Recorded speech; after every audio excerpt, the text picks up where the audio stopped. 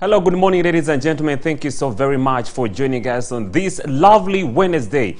It is the 19th day into the month of August 2020. Welcome to the first show. My name is Simon Chris Makanga.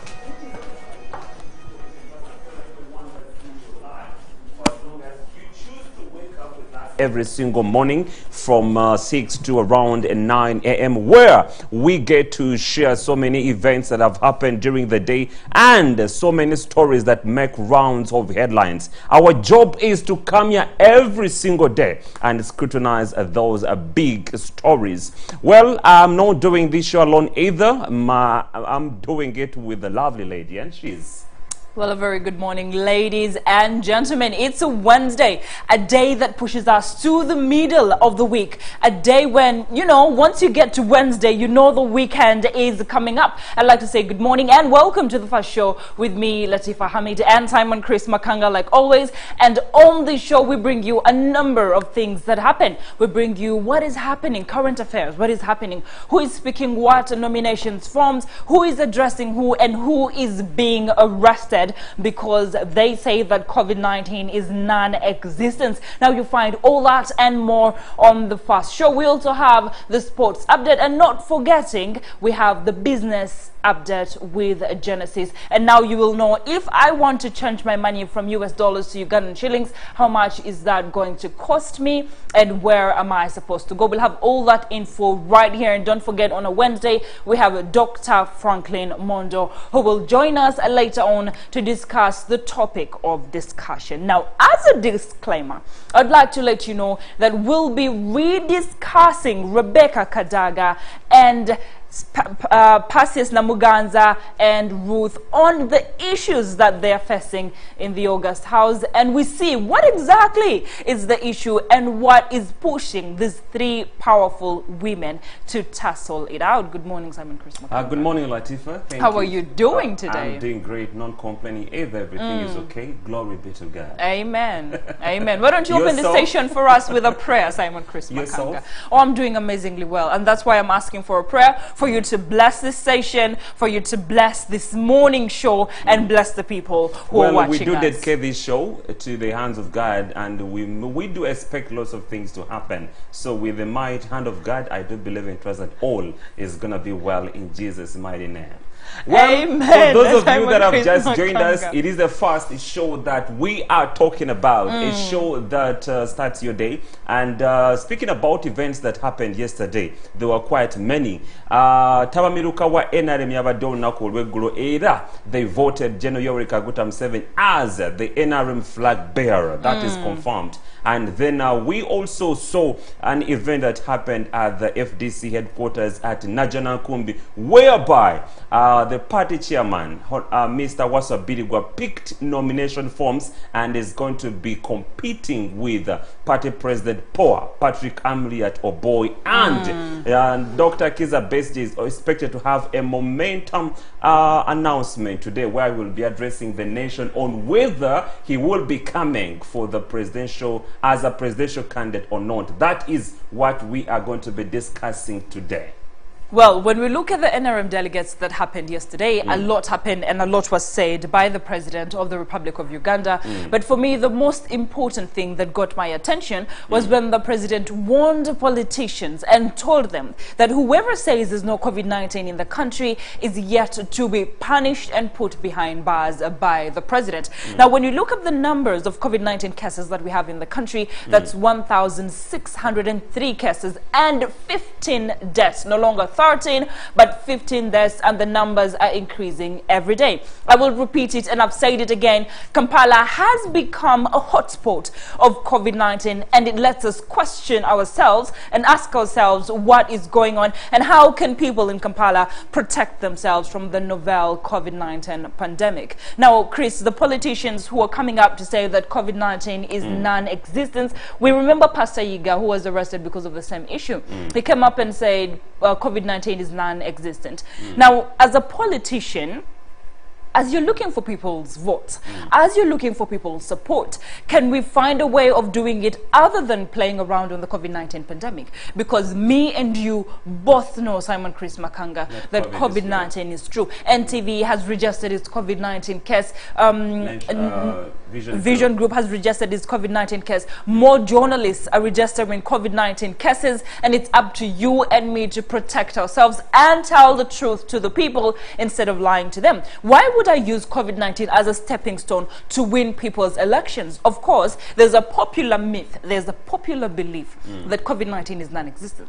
Even Ugandans who are on ground think that COVID-19 is a political game created by not only the Ugandan government, but the Chinese government and the US government to try and play cards in their direction, and that is not true. Truth be told, there have been several conspiracy theories in regards to COVID-19. Yes. Many people have talked, and the rumor mills have also been spinning in regards to what information has been portrayed out, right from China, and how it spread to different countries. But let's not go there. Let's focus on what exactly is happening in our country. Yes. And I want to urge each and everyone that has come out to compete or stand for any political office, let's not mislead the country. The truth is COVID-19 is real, and we've seen people die of COVID. Let's preach the message of putting into action the SOPs. Let's preach the message of how we can prevent ourselves from getting COVID-19. Tetweyibala. Bino tubijemo omuzanyo wa politicians. And I like when the president came out to say that he is going to crush each and every one that spreads the message saying that COVID-19 is not real in Uganda. Now, the president also noted that apart from the fact that politicians are using this as their standing stone to get votes from the voters, he also said that Ugandans have been taking COVID-19 for granted. They've been saying that COVID-19 is, one, non-existent, two, the numbers are being forged, and three, we have registered no death in the country. Now, the president noted that a lot of people have been saying, man, COVID-19 bagamba weri, but at the end of the day, we're not seeing any death. Now, on the 21st of July 2020, the country registered its first death of COVID-19, forcing the country to look back and say, the president mentioned it. And remember, that happened like a day after the president had said, Ugandans, you're looking for death to happen in COVID. You'll have it. That's what you want, you'll have it. And it happened. So at the end of the day, we need to note that what the president said is so important. Religious leaders, political leaders, agenda setters, journalists, we should all spread the word correctly. COVID-19 is in existence and it's killing people. And like the president said, the economy is very important. And we had protected people from dying of COVID-19 for 4 months. And as soon as economies opened, as soon as public transport was put back into action, as soon as borders were let to run the streets of Kampala, as soon as the voices of the people were heard, because people were shouting, we want arcades to be opened, we want... As soon as that happened, we saw that the country registered its first death, sadly, and several cases of COVID-19, and Kampala became a hotspot of COVID-19. Now, this should teach us a lesson. If we don't protect ourselves, put on masks, hand wash, and put soap. When I'm talking about putting soap, I mean SOAP. Chris, you showed us the picture yesterday. They showed us the picture yesterday of the small piece of soap that was on the sink that people were using to wash their hands. Can we not do this for the government? Can we not do this for, say, policemen who are enforcing the SOPs? Can we do it for ourselves to protect ourselves, so that when we go to town, we make money and feed our people without dying or getting sick of COVID-19? Well, the president made these remarks while he was speaking to the nation after being voted as a sole candidate for the National Resistance Movement. And he also said quite a number of things that we want to discuss a little bit. Yavudeyo n'agamba nti agenda kendeza ku bbeeyi y'amasanyalaze. Ffenna tukimanyi nti unity y'amasanyalaze wano e Uganda egula nusu lukaaga mu nsanvu mu musanvu. If I'm not mistaken, 677 Ugandan shillings. And he said that amasanyalaze Bagendaga Kendeza Bay. That is very good news for Ugandans. At a time like this, I will take back all my discussion on a basis of COVID-19 and the 2021 general elections.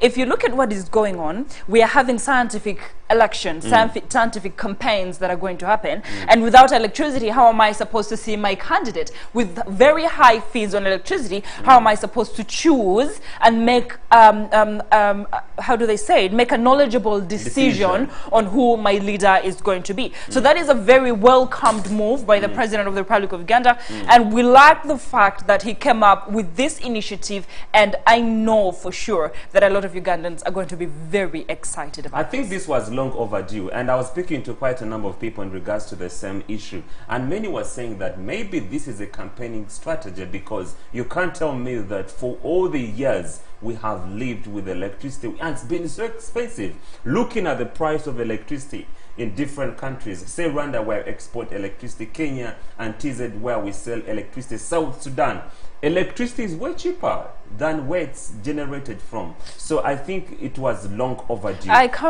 We needed this as a country. It is only in Uganda where we have fresh water coming from Lake Victoria, but water is still expensive. When you go buying a jerry can of water from Mount Tap, they sell it about 200 shillings. It's a lot of money. And imagine if you go a week without national water in your house, probably you would spend about 10,000. Well, those are issues that need to be sorted, election time or not. I come from Arua district. Now, Arua district is in West Nile. The problem with Arua district is what is called load shedding. You have electricity in the morning, and then in the night you don't have electricity. You're kidding If you me. have electricity in the night, at daytime you don't have electricity. Now, the daytime that your area has been given electricity, it will go off like 5 times in that daytime area that you have This electricity. is still happening in Uganda? That is Arua for you. Oh Now, my the God. government, however, has come up with a strategy of reinforcing electric power in Arua. And now we're seeing that this has improved, but not as good as it ought to. Arua is not a district that is out of the map of Uganda. Arua is part of Uganda. Arua is as Maybe changes Kampala. are coming as being elevated into a city status, probably. Oh, yes, that is what will happen. No, that But is because anyways, you cannot launch a city status and then not have electricity in the area. It doesn't make a lot of sense. So that is why I'm saying a lot of people are going to be jubilating with what the president said, and an election strategy or not. I think it's something worth talking about and something worth doing, and we hope he walks the talk, and we hope there's more to be done apart from electricity. We can talk about water, we can talk about the other issues that Ugandans are facing in service delivery. Latifa, it's so saddening that it's in Uganda where we generate electricity, and Arua is not so far from Karuma where we have an electricity I am plant. telling you, it is and sad. You afford to have a road shed during the day and then have electricity at night, or sometimes at night I don't have, and at daytime I do. It's very sad, but it's happening. Anyways, the president will be addressing the nation the next week in regards to COVID-19. Yagambye and Ugandans have relaxed so much and is going to be forced to speak to the nation and come up with extra measures. However, he also said that he's going to crush people who steal government drugs. Why is he waking up at this time? Has he only realized that people do have consume electricity at a higher price? People steal government drugs. What do you make of now, COVID-19 has been an eye-opener for Uganda. COVID-19 has been an eye-opener for the president. It has been an eye-opener for a lot of people, including the media fraternity. Now, Samuel Chris, we have had hospitals that people have stolen drugs. And I can only attribute that to the poor pay of medical practitioners in the country. This man who is treating people for a living is getting a pay that is almost similar to, say, a teacher's pay, or among the things that a lot of politicians haven't looked at is what should be the minimum pay wage for a laborer in Uganda. And because we don't have that, we've had factories that have come into the country and taken advantage of the local people that work in the country. I know. See, you come and there's no minimum wage. So this person will come and set whatever price is comfortable for them, and the government has done nothing to deal with that. I know. Now, the same has happened with medical practitioners. These people are not paid enough not to steal the drugs. They are not paid enough not to treat us. It is unavoidable. A police officer, a traffic officer will stand on the way and take bribes. You cannot deal with that. You cannot say, I'm firing this one because he is corrupt. Now, what have you done to bring a permanent solution? What you are doing is a temporary solution. But what is a permanent solution, Simon Chris? True. The welfare of doctors needs to sad. be looked into. It is absolutely sad. Policemen or even other forces needs to be looked into, because truth be told, when you walk not so far from Kampala, Genda one in Zambia, I mean, where the police headquarters, Naguru. You go to Naguru police station and see how those policemen live. The kind of life they live, sewage passing just next to them. And then you're expecting them not to be corrupt. And then you're expecting them to follow the rules. You're expecting them to treat people with human rights and take care of people the way they ought to.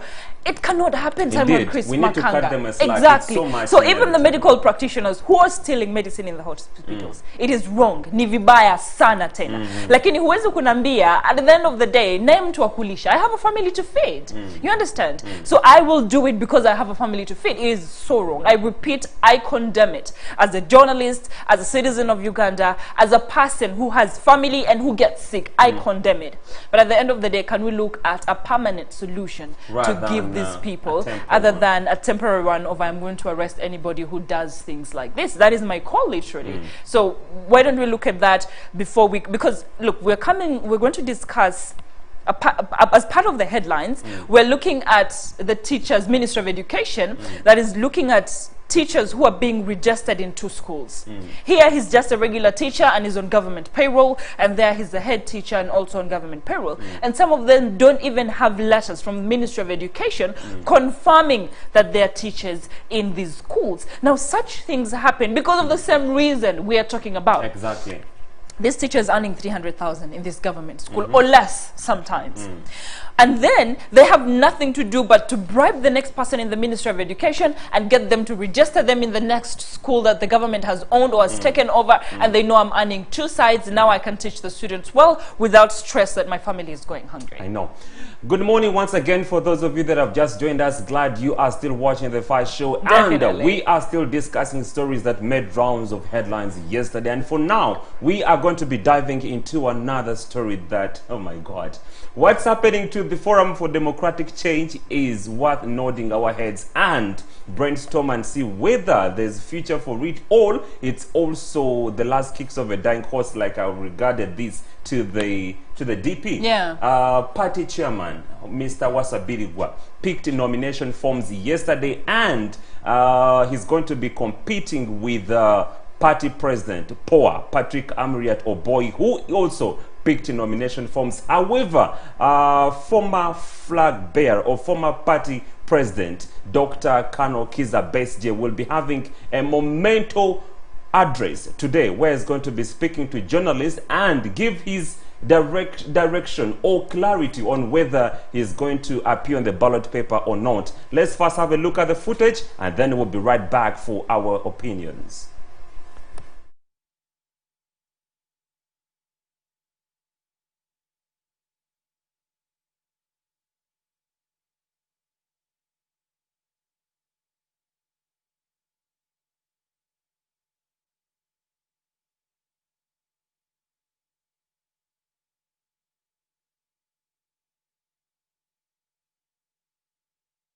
That the FDC party is trying to figure out who is going to be the FDC flag bearer come the 2021 general elections, and who is going to vie against the incumbent Yoweri Kaguta Museveni to put him out of power.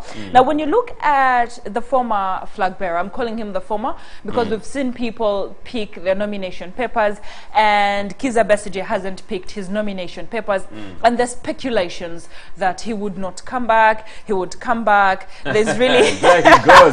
The man himself, Mr. I like. The energy is impeccable. And if you look at his age, a lot of people will argue he's not fit to come back because of the gray hair. But the man himself has shown you that he still has the energy and the zeal to stand as. But my question is, how popular is he though? He is popular. How popular in comparison to Kizza Besigye? Could be, yeah. He's not so popular when you compare him to Dr. Kano Kizza Besigye. Of course, Kano is way higher than any of them. Mr. Wasabirigwa. But when you look at people who first owned mobile phones in Uganda, he's very popular in that he mentioned it. He had to mention it. He couldn't let that pass. However, the confusion, Simon Chris, came in when people went to the party headquarters for this particular occasion. They saw that Kizza Besigye's posters were put all over the party headquarters. And it was confusing because people know that Kizza Besigye has said he is not coming back. And for me, it will be really shallow for him to come back after he had said a million times he's not coming back. However, it will not be new. We have seen him saying that he's not coming back and he's tired of this and he's not participating in an election that has been rigged and is unfair, but we've seen him come back over and over again. Well, let's wait and see what exactly comes out from the Forum for Democratic Change, especially from a presser that is going to be held by Dr. Kano Kizza Besigye today. I think the world will be waiting on that to see whether he's going to pick nomination forms or not. You asked a question, I want to buy your Simon Chris. Yes, please. And the question you asked was, what is the future of FDC come 2021 elections? Now, for me, the question would be, what is the future of the opposition in the 2021 general election? One of them came out yesterday and said that for Robert Kyagulanyi to become president of Uganda, it's worth Honorable Betty Nambooze becoming Miss Uganda. Did you see that? I am not going to comment on that. Chances of Robert Kyagulanyi becoming president of Uganda are what chances Chris, you don't have of to Betty Nambooze? You don't have to repeat it. I know you're having fun with that statement. I want it to sink in your head so that you can give me a comment. You'll be surprised, though. And the reason I say you'll be surprised is politics and politicking is a very tricky perspective and decision-making as a country. Now, you see what happened to the youth elections that just happened a few days ago is the fact that we've seen spaces where we thought NRM would win and NUP took over. And we've seen spaces where we thought NUP would win and we see NRM take over. So politicking is something that you cannot, at the end of the day, envision and say this is what is going to happen. So you cannot do that.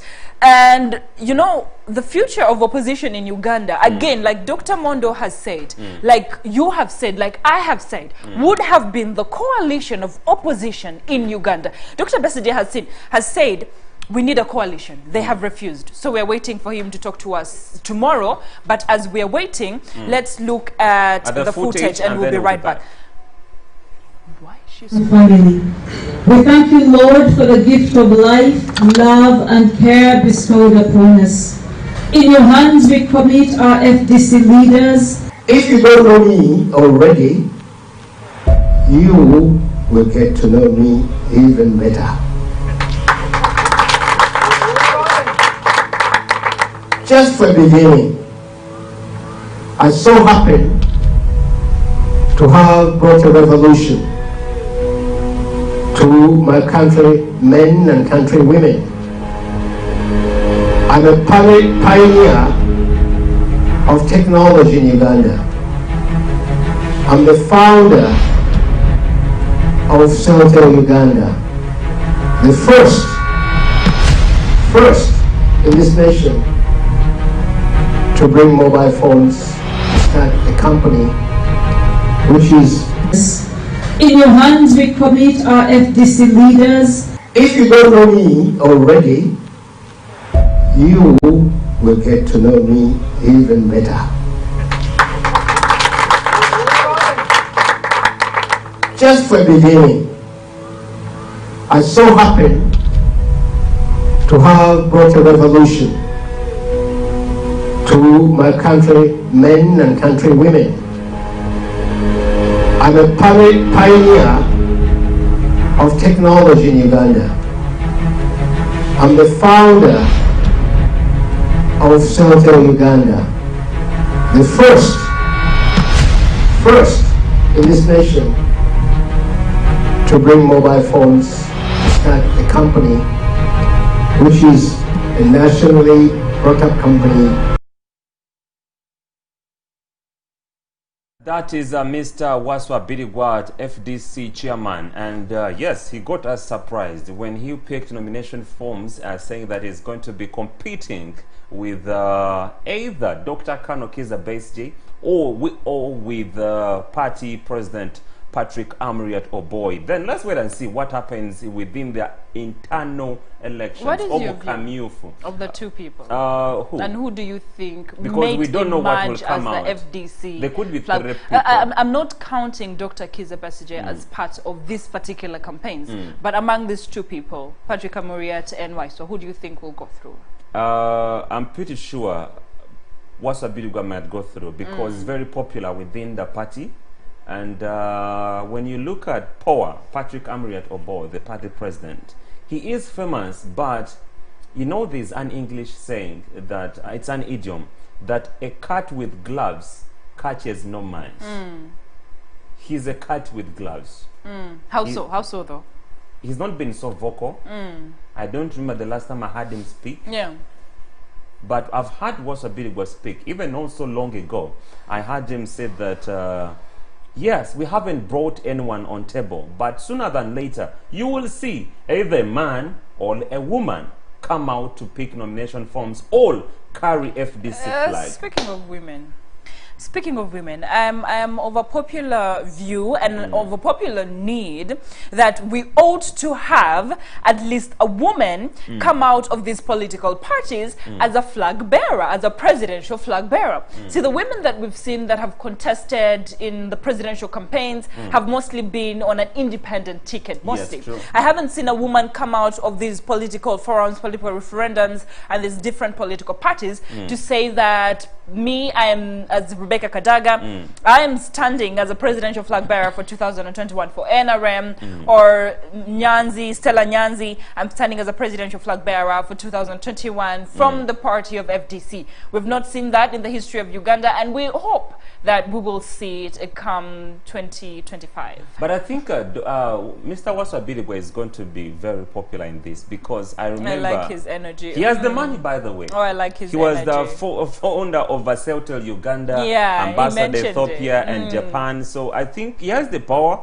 he has the money, and people believe in him. He has been very vocal of lately. And let's wait and see what exactly comes out. But I don't see Patrick Amuriat coming out as a victor in this. Well, at the end of the day, like we said, politics is tricky, and there's a lot that will happen in a very short time span, and a lot can be moved around. Now, Dr. Kizza Besigye also came up to say that he refuses to agree to the fact that he is backing the NUP president Kyagulanyi for the 2021 general elections as the president, because he was alleged to have said that. So he came out openly and said, I have not said that. All I asked for was a coalition among the political parties, opposition political parties. And again, we are not seeing that happen for opposition political parties. We are seeing that Kyagulanyi is going to come. Waiswa is going to come. Waiswa or I mean, there's any of them. One of them, even Kizza Besigye, he may surprise us. You never know. Anything can happen in the opposition. Exactly. By the way. Anything can happen. You see them. The disorganization in the opposition makes the NRM party, all of them, cross-legged. And they're relaxed. Like, okay, you know, there's a time that the president was playing cat and mouse with the NUP party, with People Power. So NRM was the cart, and then NUP was the mouse, and they were running. But now the president has gotten to a time when he's now relaxed, like you said. And he's like, yeah, I told you guys, there'll be no opposition in 2021. This is Uganda. Saddening for the opposition party. Is Uganda. It's very saddening. Because now if you look at NUP, we also have an issue that is happening.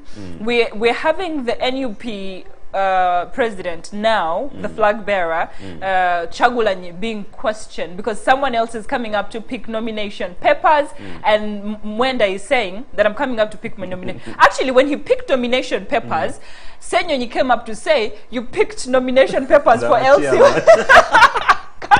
Oh my God. It's funny because Zaba chairman yakubye echifananye cha the paper that he took, the nomination forms that he took, and he's like, what is Joel Sanyonyi saying?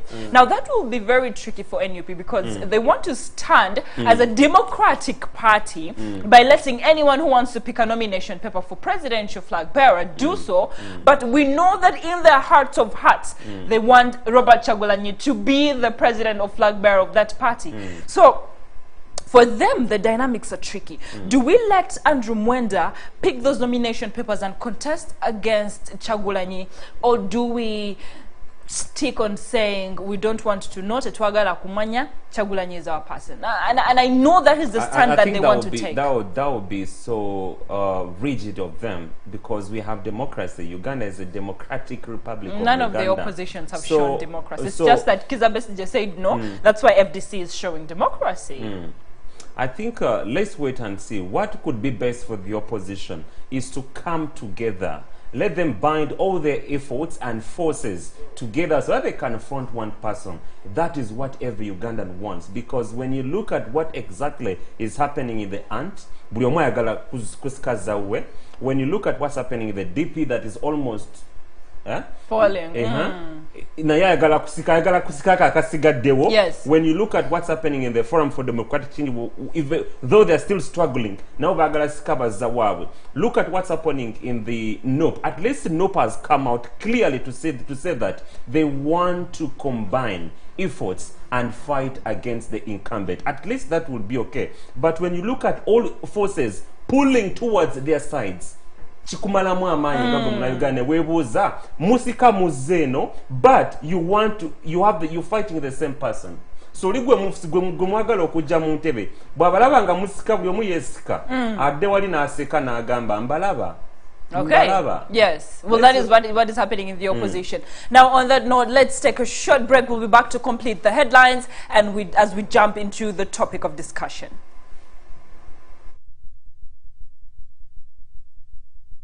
Hey guys, you're watching S for fun.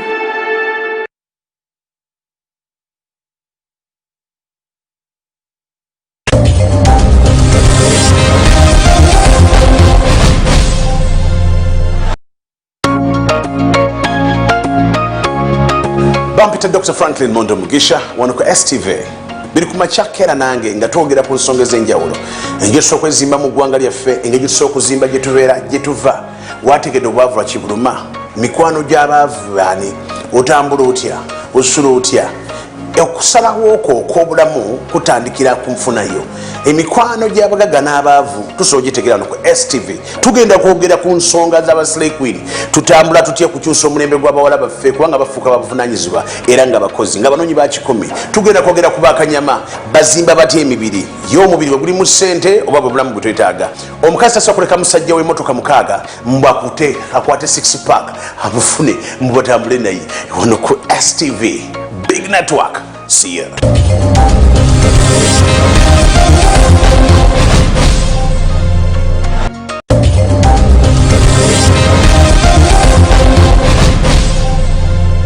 Abalamuzi babagamba nti if the incumbent president frustrates all democratic means to leave power, temusibayo muntu n'omu kutwiza.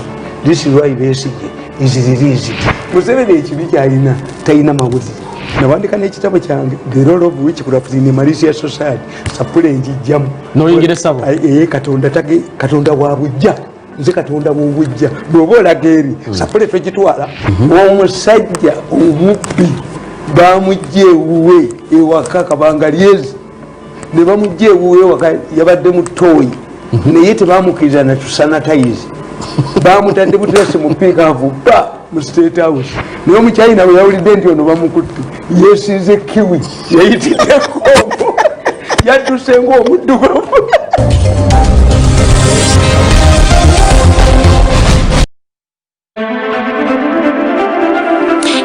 you're watching STV, select for fun.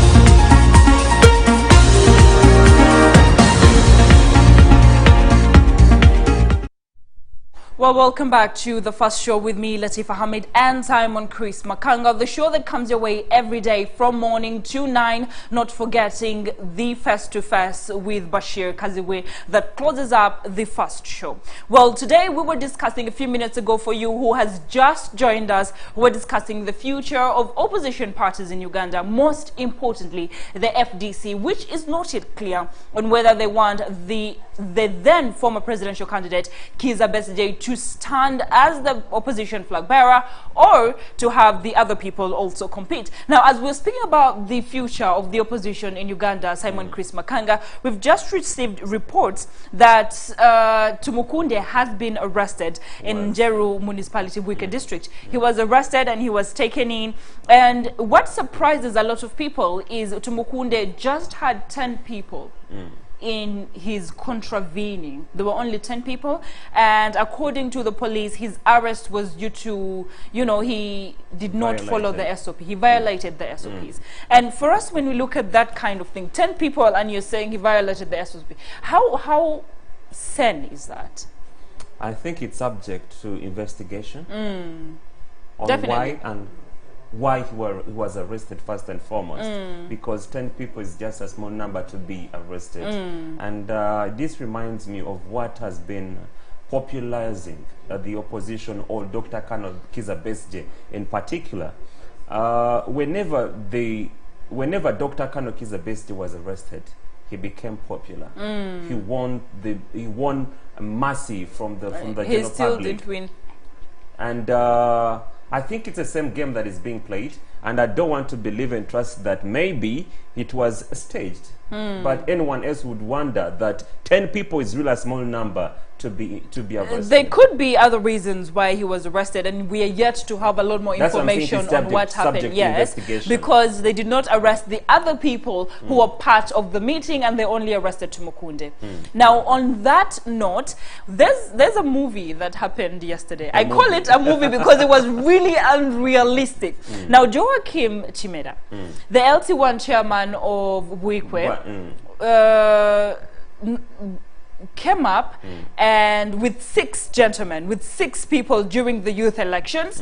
There was a person, a policeman, who was standing right there and holding a rifle in his hands, an AK-47 in his hands, and of course he was there to protect the masses and make sure that there was no violation of, the SOPs put in place, and there was no violence. Now, what happened was, the 6 people came up behind the policeman, held his hands, the chairman disarmed him and took the gun and went away with it. Now, before we dive into discussing this particular movie that we're talking about, let's watch it, and then we'll be back to read it, to discuss what exactly happened in that phase. Emundu baywanidde mundu akati sirikale anyizi ayinza okukuba abantu amasasi abatuuze ne bagikwata ne bagikwasa yekyeyamaani kamuwa mundu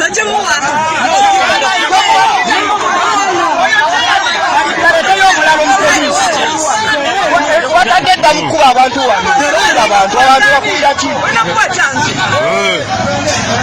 kansala kiki abavubuka balonze akalulu ne basala abayeneyale mu banyage owa people power kakati we babadde balwanagana abavubuka ne bajjako omusirikale mundu nga baagala balangirira omutuufu era esaawa ne mundu ye chairman yagiku. Democracy that we have reached all attained in the country. People don't fear police anymore. People don't fear guns anymore, but they fear a certain uniform. And it's not the first time we see an individual or Ugandan nga ajjako omusirikale wa police emundu. Ogwasookera ddala twasooka kulaba ka incidents akali mu Lubaga around Bakuli. Omuvubuka kigambibwa mbu yali balina obutakkaanya. There was some kind of negotiations that went wrong. Then omu n'atwala poliisi okumukwata. Then mu process y'okumukwata oli n'agezaako okwagala okuggyako wa poliisi emmundu, amasasi ne gavuga wadde teri yalumizibwa naye incidents yayitawo. Then the most recent one eyo gye tulabye ya Bwaise.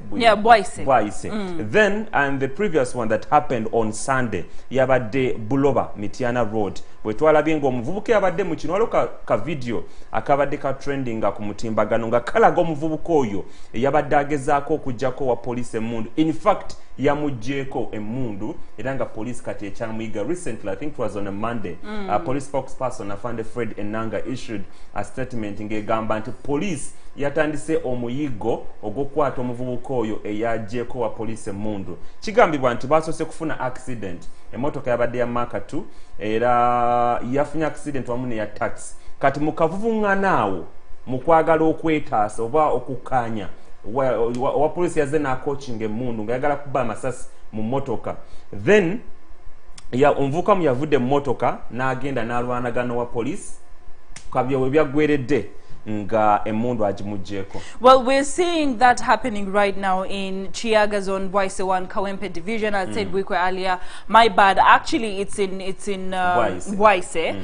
And what happened was, if you look at the situation, it's really tricky because one, the chairman does not know how to use that gun. Who okay? told you?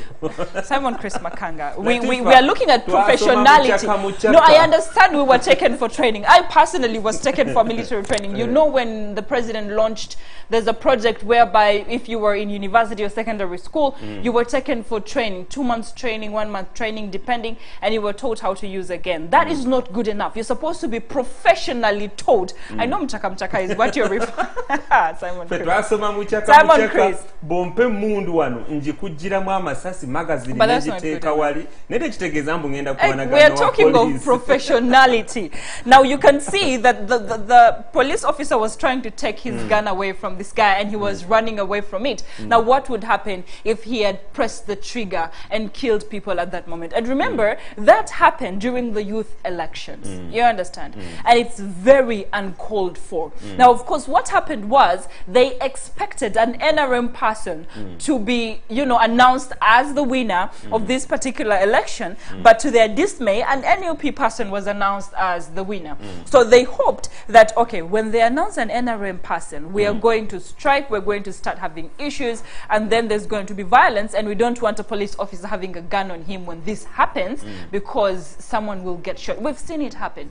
LDUs have told people that you need to protect yourself prior to anything. If you don't, we shall shoot you dead. Now, people are one, scared, and two, they have grown prone, they have become stronger to the threats that are being put up by the gun or by policemen who threaten to shoot them. Now they're trying to show these policemen that the gun is not going to work anymore. Munonye some other way that you're going to threaten us as the people of Uganda. But again, this is very uncalled for, Simon. I think there's waliwo enjogereri mu general public naddala bwokira wansi downtown Jenva. Abantu abamu bagamba nti okutya police batyamu ab'amagye. Era bw'olaba nga there is any kind of enforcement nga kuliko police tebakyagitya. I think police has become so close to the civilians to the extent nti kati tewakyali fear name. Oli kati duli bali batya uniform. Kati uniform tebakyagitya. Bali batya ng'omuntu tebakyamutya.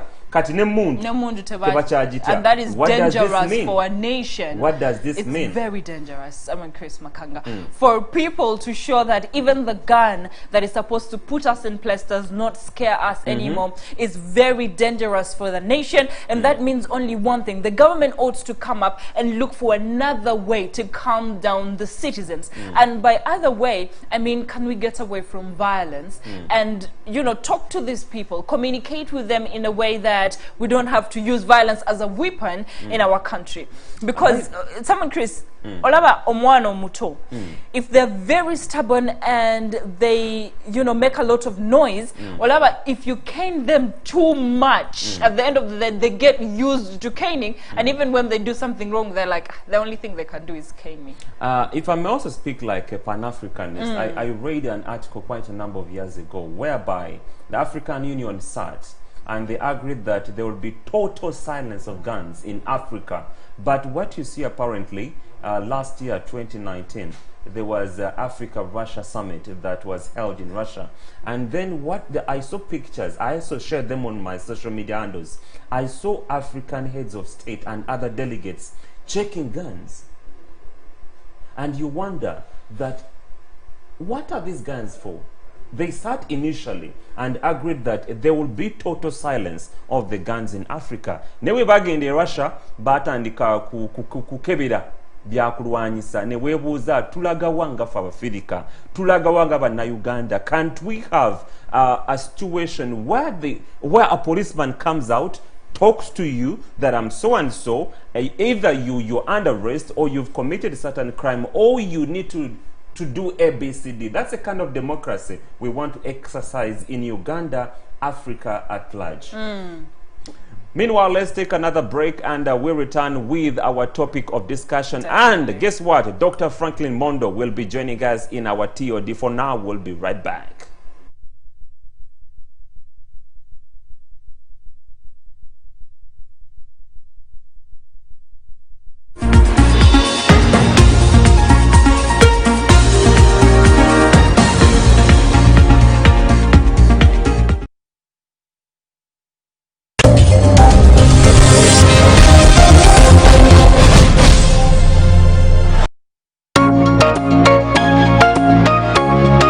Bampita Dr. Franklin Mondo Mugisha wano ku STV biri ku machakera nange nga twogera ku nsonga ez'enjawulo engeri z'okwezimba mu ggwanga lyaffe, engeri z'okuzimba gye tubeera gye tuva, wategedde obwavu lwa kibuluma, mikwano gy'abaavu baani, otambula otya, osula otya. Okusalawo okwo okw'obulamu kutandikira ku nfunayo. Emikwano gy'abagagga n'abaavu tusobola ogitegeera wano ku STV. Tugenda kwogera ku nsonga z'aba Slay Queen. Tutambula tutya kukyusa omulembe gw'abawala baffe kubanga bafuuka babuvunaanyizibwa era nga bakozi nga banoonyi ba kikumi. Tugenda kwogera ku bakanyama bazimba batya emibiri y'omubiri bwe gulimu ssente oba bwe bulamu bwe twetaaga. Omukazi tasobola kuleka musajja w'emmotoka mukaaga mbwakute akwate 6 pack abufune mubatambule naye wano ku STV. Big network. See ya.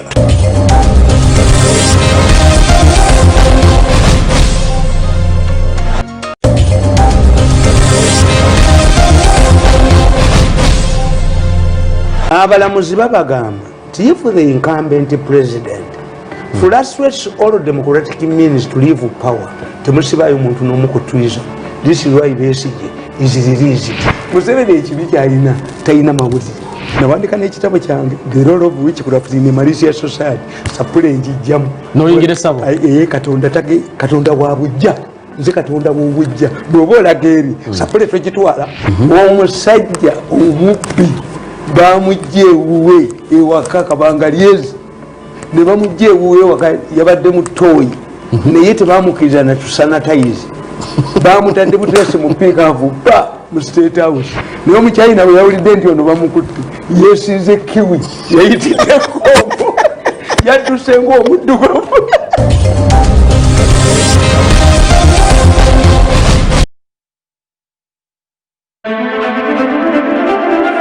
Hey guys, you're watching STV. Select for fun.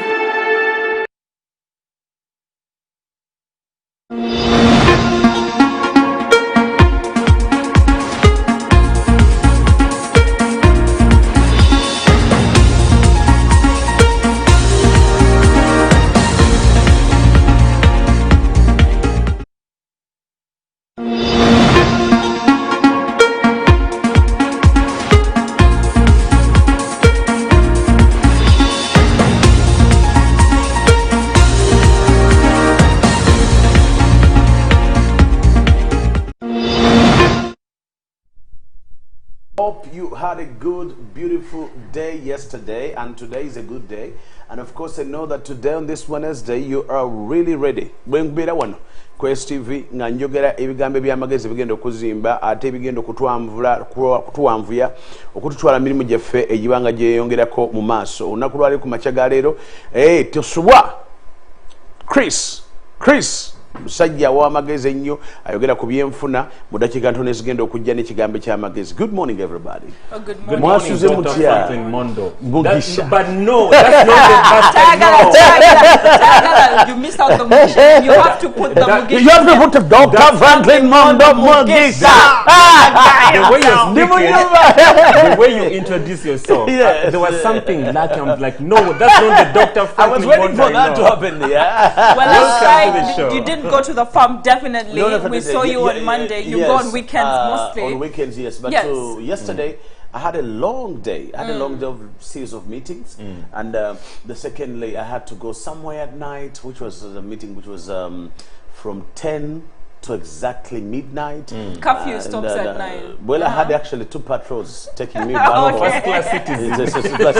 Two actually. For the first time, I have even the footage of recording. Patro, nakulike mundu, mumaso, nakulike mundu. Nenga Museveni natambula bulungi. Mweyagalidde mu kintu kino. Ekintu kino kyaffe, ffe bananyini kyo, tulina okukitambuliramu. Mutya traffic jam. Ffe tutya traffic jam. Obugombe bwa tukubira. Latifa wabeera mu kamotoka kenga akikitana bwatulaba ngagamba sembezayo kapasi wali asambule mutugende naye bananga obulamu bwoma ng'oli mu pawa tutya. Dr. Franklin, I was waiting to hear that you were going to go for a political position, but I haven't had that happen. Abapipawa bampeereza akakofiira bampa akapundu ka power ne bampeereza bampeereza baleti bampeereza nakaki naye nga ndasibiteekako ebintu ebimyufu sibisaako mbitya njagala bintu byengedde. Okay. I know where you come from. Njagala bintu byengedde ebyetaaga okuliibwa ebiringa omwana muwala ono nga bikufaanana obulamu bubeera butya. Naye Chris, olaba, he says he doesn't put on red things. Naye gwe wakitadde okulaba oli mu red and blue. I don't understand the communication you're trying to have. What is happening? Good morning everybody. Mwasuze mutya basebo ne bajjaba olunaku lwa leero Lwakusatu tugenda kukola ensimbi. Uganda yeetaaga abasajja n'abakazi abakozi. Olunaku lwa leero oteeka okutandika okuyiiya ng'obona tuka saa 6 ng'olina ejjamba anti bwe tutuka saa 8 esente ziba zikendedde banje bazikutte abalala bazitwala mu banka ate naawe oba mwana wa kitange opulaninga kuddayokka kati esente bazikola kuva ku makya saawa emu mpaka 8 bwe zituka saa 8 ebyokola sente bifiiko okola bintu birala onoonya amagezi amalala ezijja ebaliziki guba mukisa ebalaaka guba kyokiyita kyonna naye esente z'olweggulo ziba oba toziteekateekese ku makya mwana nga olweggulo tosobola kuzikwata kiriko gati njala kwata nseenene naye nga taddeko duramu taala nabbaati tezagala bitangaala katote kwemulisa nnyo ku makya nkwemulisa abawala bebasirikira abasajja message naye bagamba nti hi baby bizuka sawa 5 I hope you have had breakfast ninga olwakutega sente akunoonya bizuka sawa 6 I was just checking on you did you have lunch baby olwakunoonya mu kikapu wazuka sawa 8 abitegedde bwera 8 nga mazogi gekintu kitabuse ogenda okutuuka mu nsawo kuddayo ka ogenda okujjukira booti nti omukazi anzijemu 10 nga yakutandise ku makya abakazi abagezi takusaba sente kusawa zennyini akutandika ku makya akutandika nga leero yenkula katenda kuzino tewe kyakula biri mu abantu ebyali ejjeje enkula nako zino byakyuka akutandika ku makya akutandika ku Monday baby I wish you a good week ngazagala Friday azagala ku Wednesday batuka ku Tuesday oh baby I'm not feeling well bwe ku Lwokusatu nafiiriddwa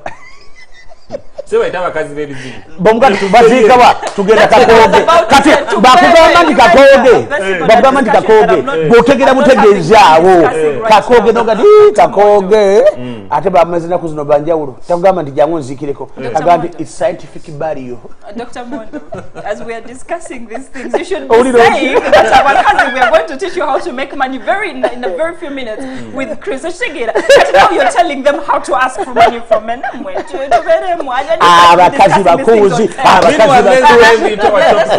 Thank you so much, Simon Chris Makaga. Tuveyo, Dr. Tuveyo. Now, yesterday, we had a WhatsApp audio that was running around all over the media of the chief whip of a government, Ruth Nankabirwa, who was saying that nobody should vote for Kadaga for the CEC second vice chairman come 2021. Now, that was a very tricky situation, given that Kadaga is competing with Persis Namuganza, who is also having a personal issue with Rebecca Kadaga. We're going to look at that footage. We're going to look at who is backing up Kadaga and who is saying what before we come into this panel to discuss why is Persis Namuganza having a personal issue with Rebecca Kadaga and why is Ruth Nankabirwa, the chief whip of government, saying that Kadaga does not have heart for the NRM party and she does not deserve the position of the second vice chairman of NRM. Katambi akafulumye government chief whip Ruth Nankabirwa Sentamu ngagamba nti Kadaga kumulonda Kadaga Nankabirwa agamba Kadaga undermines the party tateeka kitiibwa mu party dakika nga 2 Ruth Nankabirwa agamba mukyala Kadaga tateeka kitiibwa mu president tateeka kitiibwa mu kibiina era nti akolera aba opposition mu katambi kefulumiza Nankabirwa yasoma conflict resolution tebamuyitangako Rwanda na Sudan kutereza ono yasoma amateeka y'enjawulo eriwa enjawulo ya Nankabirwa ne Kadaga eriwa conflict resolution bamuyitako okutabaganya abatakanya mu makati bamuyitanga ewaabwe ekibogo okutabaganya abafumbo omuntu amwesimbyeko Persis Namuganza bava mu kitundu kimu naye babadde balina obutakanya amaze emyaka kumpi nga n'ebyo era these Namuganzas are hunting dogs. When will someone stand on their own tamale kwa muntu lwana bayo bamukozesa bukozesa I know these people omuntu yatasobola Namuganza bamugamba okukola mu polisi okuzimba amayumba ga polisi akola mu polisi otuko have Nankabirwa bwagamba mu katambi nga bekafulumye Nankabirwa n'agamba speaker Kadaga Nankabirwa bamulinda obwa speaker Nankabirwa speaker natandika okwandamaininga Kadaga natta parliament Nankabirwa should be punished by the voters. She killed the parliament. But she's one of them. Blue eyed girls. Blue eyed girl is Nankabirwa. I'm more important than Nankabirwa. Because for me, Museveni does not pay me. I cannot create trouble for Museveni to get money like the Nankabirwas. That's what they are doing? These are dangerous fellows who should get rid by the voters. I want to clear some area. The honorable speaker, member of parliament, was trying to also clear that some people were sent here by the president and others are sent here by national chairman. Others have godfathers and the rest. But what I want to clear categorically, I want to clear that I represent Chirugura district. I chair the president, but I don't challenge him. People from Chirugura district would be the first people to be told not to support the speaker if the president wanted to choose one individual. But we are not told. More important, I'm also a brother of the president. As a brother, I would be knowing at least some small hint that there is a conflict between the president and the right honorable speaker, but which I don't know. So people vote people by their achievements and their performance, not by because I was sent by so and so. That person who is sent by so and so, that means he doesn't have anything to offer.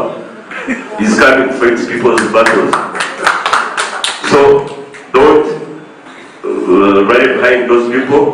Mutadara payomu tokya kunti chibwenaka. NRM is a rebel ground. Abantu bejiba bakwenda kora abanyakirubura abanyakore konkambere kujya kunti peza. Eko kunti ndonaka no bizize kubaneka no stara zabo. No mutizire kora pati. Mwe saba abanyakore abanyaganda muhajira umuntu mwari umuntu yataka kwata mayengo ko umuntu kuyako mezi akakwata enzoka no yakwanzoka nayikwata kwe muturi njore no umuntu nazafa afaranywa mezi ndagatuba arakayo Nandama agajendezo wakarga. So, ngweno nimbasaba muhagire umuntu umureba murabasa tugasira ngabanyigana mutahagire umuntu hata cyo kubanza business ya president nasuburu bantu wengi hata abo ko karba bamena kumtembe mukono kugira murayenda nanga uko abantu be bagiye gushuma bakuma hata cyo kurebera uko kusubura ayitsimbira abantu bikumi nabona rero generation ya ariya turagire president atsindikire nanga abamwenda no bano bazekanye abetsinde so muri cyo tema president mukono mugende muhagire umuntu umkwera kujya mutahagira umuntu ayige choice but icyo kintu niza kutigamba nyamushana na kigamba TV kibuza gukora mushaka kwemera umwima ubwo ndoda kumureba yo ngamba y'umushana abantu bareba Rick Honorable Kadaga she's destined cadre of NRM. I don't know between them for one funguru. Against the UPC. So, Mtatereta Makavio. Omuntate who program airplane for Rama Uganda, then about museum. Same you, sir. Kumpa Omisha. I got that information when I was roping down. I'm also right honorable speaker. I requested also a waiting for another meeting in Ibadan. But really, we shall do whatever it takes to make sure our people get accurate information and exact information without 2011, Rebecca Kadaga has tried her best not to be partisan in her decisions in the August House while being the Speaker. Now, apart from issues that she is having with Perseus Namuganza, the issue is not only that Perseus Namuganza is trying to get the same position that she is trying to get as the second Vice Chairman of NRM. They're also having issues in the Busoga region where the two of them are also having friction. Perseus says that Rebecca Kadaga should stay in her lane and not disturb her, and she also insulted the leader of Busoga region. Now, Perseus Namuganza is said to be a very young child who was just gotten into politics, and she uses that to say that Rebecca Kadaga needs to sit down and let other people take those decisions. We have the two people in the studios who will be discussing this particular issue. Now, Perseus says in 2015, Rebecca Kadaga said this will be her last running as the second vice chairman of NRM, and she will not come back. Now, Perseus says she's surprised that Rebecca broke her word and is coming back. Speaking of word, Olanya, the Deputy Speaker of Parliament, is also having issues with Rebecca Kadaga, as he says in 2016. Rebecca says that I am going to step down as the Speaker and you will come up. And again, she's not stepping down. Let's dive into this. Sagara kogera bigambo bingi, nenjagala nkuwa analysis. I'm listening. Honorable Kadaga ye muntu yekka eyagaana aze akola kibaita balance. Bofuka Speaker of Parliament tulina bingi betukusuubiramu. Kisoka kye tukusuubiramu kubanga olina kibaita balance. Yes. In the August House. That is number one. Number two, tasobola gana kubanga alaba na opposition. Bofuka Speaker ofuka mama wa bonna. Bw'oba oli musajja ofuka tata wa bonna. Kitegeeza nti opposition obawulira okwemulugunya nkwabwe ate n'abayinaaremu nabo bawulira abali mu power oba bali mu buyinza. Ekizibu kya Kadaga kiri luddawa era abalabe ba Kadaga bali luddawa. Abantu ababakinga Namuganza tebanakumanya history wa Kadaga bamumanyi naye baagala kumudisinga.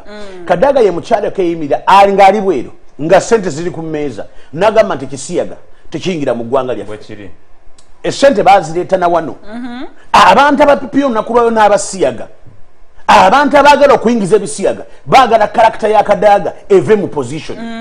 Namuganza saawa zino sagala kwogera nti alina ekikapu kyalina ekyesente ekyebisiyaga, but I can promise you without fear of favor nti watakubeerawo abantu abasponsoringa the fall of Kadaga naye nga what they want to do is to discredit the moral authority of the Republic of Uganda, of the President of Uganda. President yavaayo n'abaganda ekisiyaga tukyetaaga mu ggwanga lyaffe. That is not our culture, that's not who we are, that's not what we are, and that's what we are going to be. Kati abasiyaga ffe ku mawulire geffe ke tulina nti waliwo abasajja bano abavuga olupanka abalina zimama miya abasajja abavuga mabega bali kuli bapika ekintu bagamba leero tujja bayimiridde matugali waggulu ebirowoozo biri wansi otunula nogadde bannange eggwanga liruddawa Uganda temujja kugitwala basajja mmwe temujja kututunda ffe tuli bamalirivu mu bye tukola mu bye twagala ate tuli bamalirivu nnyo ate twagala kulabula n'abantu bonna bawagira Namuganza nti temukola kikyamu kubanga mwagala empisa embi ziyingire mu ggwanga lyaffe. We want to compromise the soul of this country. Kale mutulekerewo obuyinza obutonotono obwo obutuula. Namuganza yakayingira excitement kibeta urban excitement with politics here now. I say no, it's urban excitement. Embedded in politics. Urban excitement kubanga oli mu byobufuzi nga wakabiyingira no bitomera no loza dikubanga wavira mu cabinet minister nga bakuli cabinet ne bakufuula state minister oba oli luddawa this credibility eyimira maaso ga Kadaga, a first woman to have a law firm in Uganda, a woman who has run to Bisanja in the parliament, a balance in the parliament ngerimu nekikonde najuza waggulu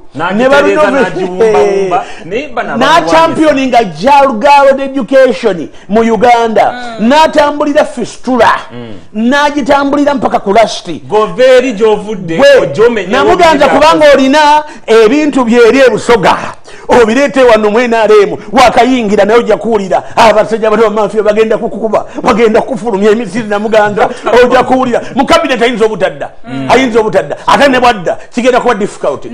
Pawo omukazi ono gyalina alina busoga kakwena lisisi ono Kadaga alina busoga alina obwakabaka bwa busoga alina backing y'abasoga. This woman is a power in the region ng'ogyeko ebinebyo yayogera ekigambo kyantiisa yagamba bw'ati bamubuuza twamubuuza lwaki tuli nani mubuuza nimuganda lwaki tuli mu bukamuli eyo nagamba nti kyawedde kyekamuli kyawedde katatereza kya zondabayo tagata kyawedde kubanga bekamuli bamanyi byenkola abasoga n'obusoga bumanyi byenkola kakati bwanga mulina differences amweri nojja wano okuzanyira mu kisanje kino ekyo tekikya kusaaga. Abantu balina okutegeera nti gavumenti gye bayita NRM n'ekibiina ky'NRM kyakolanga ddiini ndi waliwo bakaridinaali ne babishopu waliwo etteeka eritayita nga tosobola kwogera karidinaali newankubadde waliwo ensobi eziriwo. Ekyo kyembagamba olunaku lwa leero nti abantu atanakola analysis ya Rebecca Kadaga kati bakyamwesimbako. Ekyokubiri abantu ababakinga baga nti Rebecca Kadaga aliyamu NRM lukwe takikola. Abantu baagala nti buli ekijja kiyite naye kyakola ye receiving point yayina kasengejja nagati wano tujja kuyitawo naye tujja kuyitawo bwe tuti bano banankabiri honorable tebaagala kuwulira ebyo baagala egaala etambule.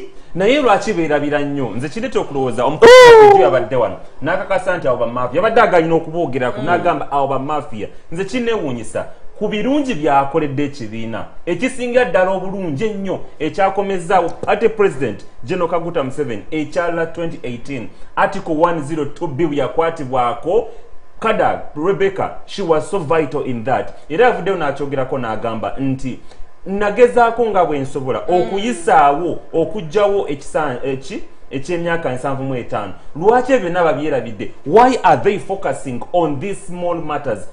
Kitegeeza bamafia kyebatudde waliwo gwe basuubiza oba parliament kati agali mu nkuubo waliwo bwe basuubiza oba parliament speaker bagamba omukazi otaddako naye nga baagala okufuuka ba speaker tebasobola tebalina capacity holding ekyo tebalina constitutive meeting teri gavumenti zino entabu za NRM njagala ozaawule ne gavumenti zino entabu za NRM bwetu typically bwe bakola nti bo bwe batuuka ekiseera nga omuntu gwe bataagala eyabasuuza omugaati kasita obasuuza omugaati nga bakulinda ku kalulu yenkola yaabwe. Entalo zaabwe ziri mu stages nti waliwo olutalo luva waggulu waliwo luli wansi kati entalo za waggulu zino zirwala mu kalulu bakulinda mu kalulu ye system yaabwe. Bano basajja balina system naye nze nkubuulira sente z'ekisiyaga zayingidde gavumenti iswe noonyereze esente z'ekisiyaga zayingidde waliwo abataagala Rebecca akomewo kubanga bamanyi nti agenda y'ekisiyaga eyingira agenda y'ekisiyaga weeri tugimanyi nti weeri. Bano abasajja basirika busirisi baganda omukazi no yajja mu Europe n'atugyogera eno ewaabwe tugenda kumulumbayo kati beetegese era bw'osangayo ebibiina bino bya NGO nga bisupporting eno wansi tiweewuunya ate kati Namuganza mulungi kati mugagga what you're saying is Ruth Nankabirwa is also part of the process, because according to Tamale Mirundi Agala Kujaku was speaker, they promised her the speaker position. Are you saying she's part of the yes. Kati bayogera bwatu Tamale Mirundi kitegeeza kibarugo basubiza ba speaker kati tumufunye kati uya atambuza ka audio babo batambula mu Kampala nze nkubulira nti abantu abagenda mwena ale munaku lwaleero abatambula nga balwanagana ekitseri kiri balwanya mugati NUP tayina mu ntalo naye sente bwezirabika mu NUP ogenda kuwulira entalo naye olaba mu family omwana abaana babalwanagana oluusi babaagala kuseekinga attention ya muzadde waabwe mabega kaawo olina ku ntono nnyo mabega President Museveni yayingidde mu tasobola kuyingira mu kino tasobola kukiyingiramu Captain Francis Babu Francis Babu akaveemu Kigonga agasigale abantu bali mu kuseekinga attention teri attention Museveni talina budde bonna baagala sinkana talina budde teri agala kusinkana muzeyani bamusobola musisinkana nze nkubulira Museveni akwetaaga sawa zino Simon bebagamba nti bakwetaaga kakooge nga Museveni ali kakooge sawa zino otuuka kakooge ekitubakulimba naye kino kyenjagala nkubuulire nti system z'NRM enwana yazo nze badde mu NRM kumanya myaka 3 so I understand what NRM is system yaabwe ya reverse psychology bakuba kino nenga bategeeza kirala mbamanyi bana abasajja mbamanyi babadde mbategeera kakati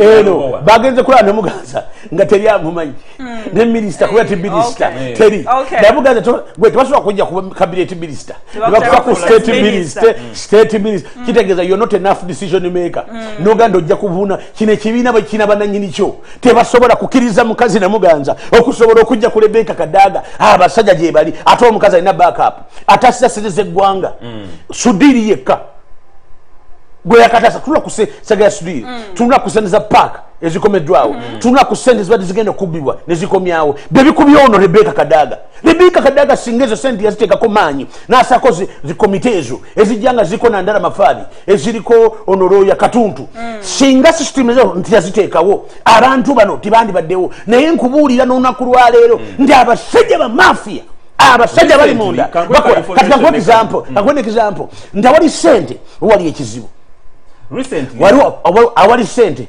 katwala DP berwangane NUP katata abo bansinyisiza nabafunide erinnya ba street kid aleka bizibu awaka enjala gebulubi balowooza ti ku street mind character balowooza ti baddukira mu NUP era nze ndabula Kyagulanyi ndi kyebakwa oli weyambulira engoye ewaabwe nazeyambula mu DP naziteka wali bali tozisuubira nti agenda kwambala engoye ng'ali wuwo gye yakyadde empisa zigoberera mpisa karakita gye baalaze nga bali mu DP neeno egenda kutuukayo era Bobi Wine gayiku timing bomu saawa zino era abavubuka nandi bagambye beebereremu abasajja baabo olaba Besigye bwe yakyuse yagandi nade pushing national unity naye okiraba street kid mind yeri mu bapolitician Museveni alinga yabaloga balwanagana bokka Reverse psychology bali ku music wa Museveni kwe bazidira bali ku basi music ali mu basi batade muhufa bazina bali hufa ziri mu basi ziri mu kudduka hufa ziri mu basi zikuba wankona ziri muri zitambula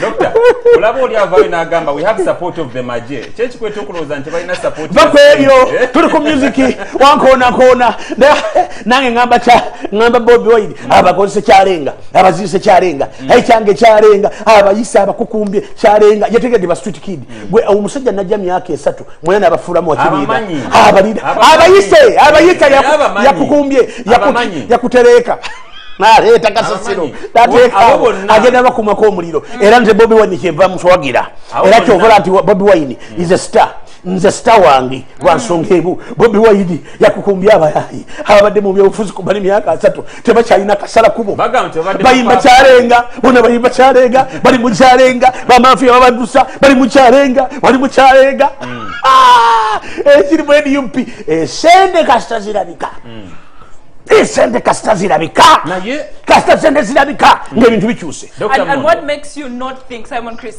back to you, that the politics that is happening between Ruth Nankabirwa, Perseus Namuganza and Rebecca Kadaga is not about the money? Chimbuze mu Luganda. Chimbuza. Chimbuze mu Luganda. Chimbuze mu Luganda. People now are questioning Perseus Namuganza's failure as the state minister of lands. They're questioning her failure and saying if she has failed in that part, what guarantees that she'll be able to talina guarantee kye kugambya ndi Perseus Namuganza talina waayita kubanga no minisita wennyini mu cabinet teri amumanyi talina binene okujjako entalo nti ye candidature ye ne system ze azitambulira no ku mutwe naye nga ziri ku kyenyi nti bwe ndabika embeera neebeerawo olwo nyingirawo ye system eriwo naye abasajja bonna bali wano bayimba kyalenga bayimba kyalenga kakati nze ngamba some people are saying Rebecca Kadaga should actually go to NUP. Baga bakati NRM ekusaze molu kwe ba yogenda ku NUP. Tasobola kubanga NUP yandibadde nungi teri mu sente. Akiyobya basajja bano sente. Ekiyobya bano basajja sente. Sente zezibatawanya. Sente bwe zimala okubulawo byonna nga bibulawo. So at the end of the day, we are saying, regardless of what happens, Rebecca Kadaga has Rebecca Kadaga bona yabavuya era kati NRM sawa zino NRM neronda ne Muganza tumayategeze olwebetandisa okutambula tosobola kuleta omwana muto n'omusa Kadaga kuliko Kadaga jalida ate kankubulire yalina systems opposition emwagala n'abenaremu bamwagala n'abenaremu abanyigirizibwa mu NRM benyini bamwagala kubanga mu NRM mulimu opposition akati balina okutondawo position naye njagala ojjukire nti alwanyisa Kadaga tali ewaliwo eng'ombe nene waliwo omukono kuli awo gwa kibato gwa black bwe guti gukute Kadaga ku mutwe gumunyiga gumuteeka wansi gumufulumya ate Namuganza yes ye rubber stamp gwe bataddewo mu maaso kubanga basinga bamutya lwaki Nankabirwa teyajja lwaki teyajja ne batadde rubber stamp bataddewo omuntu kati nali musinga eronda omuntu mulala tugenda kujebuuja ejja kuba efuluma olwogegenzi naye Dr. Mondo kino kiggwerawa kuba okulonda kwa kino kigwa mafia system bakola bati nze nkubuulira ate ono omukazi naye mafia tasaaga Kadaga ojja kuwulira embeera ya Kadaga yonna eri nakugambye nti movement yeno yataddemu music yakyalega tatekamendala mulete eyake movement ejudde kati ejudde music bataddemu huufa opposition teriyo nze nabawa amagezi ndi mukwateko buli yammwe mwegatte ku Kyagulanyi mugiriwo Kyagulanyi mujja kuwulira mwena mwegatte nga gwe kankubulire bono limba lwayimba lulyo Museveni akoye principal si Museveni bwavu Abannayuganda ekibaluma sina president aliko ekibaluma bwavu abantu bano banamala okukizuula n'okukitegeera naye Museveni abatedde mu music n'abaterako ne tempo n'arawa ne batala kuzinira ewaabwe nga babotola ewaabwe omuntu yenna birwatabeera waka wadde enjala ng'eruma ewamweka wadde waliyo ebizibu oba wali nkyetawo nga mutamiivu tudduka mu nnyumba yo naye kasita ova mu DP n'oganda ogenze mu NUP eyakajja mwaka nako tegendawo kuwera teginaba kuwera n'oganda nti gano ge maka gange n'owanika n'oganda nti kuvadde leero sikyalina waffe oba street kid baba tunoonyereza bantu abaliga ggwe baba tusobola okuwekwa bwesigwa kubanga okyuka n'enkyenalemu ekuwa ssente era ojja kuyisa ebiragiro byabwe kyova nze nkugamba tewali opposition mu Uganda teriyo kyogamba bano abagenzeyo mapapaali abo tewali magezi tewali bino bitwogera ku bintu birala bali ku luyimba lwa Museveni yatadde mu huufa mu baasi n'afulumya luli badde bakubira munda kati yatadde mu madirisa kati bazina kyalenga. Now going back to the Ruth Nankabirwa issue, Chris Wagambie, the fight of these three women is not about money. Chirikuchi, according to your opinion. It's about domination and the people fronting that. The agenda is what is being ekiri emabega abali mu kusindika be balina ekigendererwa nga Pastor Mondo bwagambye nti ab'ebisiyaga they wouldn't want to bet so much on that, but I'm pretty sure ekyo nkubulira the mafias abali emabega bakubya mafia be balina agenda iyo yita waliwo yita bali abantu bagezi bategeka. It is not about money. If it was about money, they have the money. As I said, ate yana kulimba ba mafia tibakowa sente singa tebamenya amakalisa kali ako nga dodo ina nyini kizimbe of course in edda naye waliwo mafia ali eyo wagula eyo ali eyo yagadi dodo basaako dodo ne basaako omuntu ne bagati uyo atandise uyo kakazi nkubuli abamenye kanisa nabategedde abamenye amakadi abamenye chachi nabategedde sina dodo muveeko na abamenye kanisa nabategedde seba bana abantu bagala kuzimba ko moboro naye kakubulire kyaba zitoweredde kati bona badduka waliwo baddukidde haliwo bagende sawa munana gwakiro muni bagende wasa wati bishop bagatu sabire tata ne bagenda ne rubaga ne bakubaka kabonero bagatu sapsire kubanga bakimanyi ndi biromenye nzikiriza ne kanisa olwo otandika okuba n'obuzibu obugendo kubeera ku family yo kati dodo rubber stamp tukimanyi abantu bonna bali disamdi ba just like passes Namuganza is a rubber stamp according to you. Meanwhile, the fight show is going to be taking another break, and we return with the business angle with the Charenga.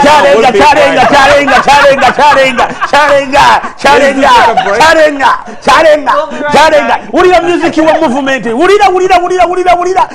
Let's take a break, and we'll be back with the business angle with Genesis.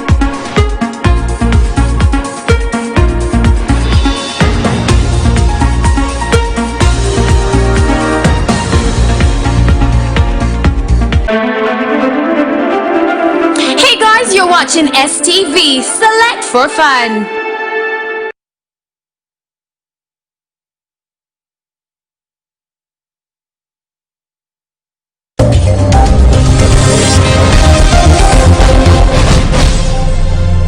Abalamuzi babagamba if the incumbent president frustrates all democratic means to leave power temusibayo muntu n'omukutwiza. This is why Besigye is released. Museveni ekibi kyalina talina mawulire nawandika n'ekitabo kyange the role of which could have been malicious society sapule njijjamu noyingire sabo katonda wa bujja nze katonda w'obujja bw'oba olaga eri sapule twekitwala omusajja omubbi bamujja ewuwe ewaka kabanga lyezi ne bamujja ewuwe ewaka yabadde mu ttooyi naye tebamukiriza na tusanitize bamutadde butese mu piikaavu mu state house naye omukyayina bwe yawulidde nti ono bamukutte yeesize kiwi yayitiddeko yadduse ng'omuddugavu.